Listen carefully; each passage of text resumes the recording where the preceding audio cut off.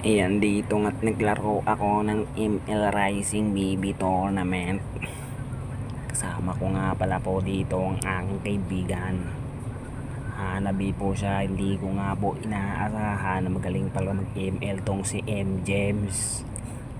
M. James Kamo po yan. Yan pong Hanabi. Ayan, panuorin po natin ang magandang laban. Out nga pala dyan kay M. James Kamo. Good game. Good game, buddy. Panalo tayo.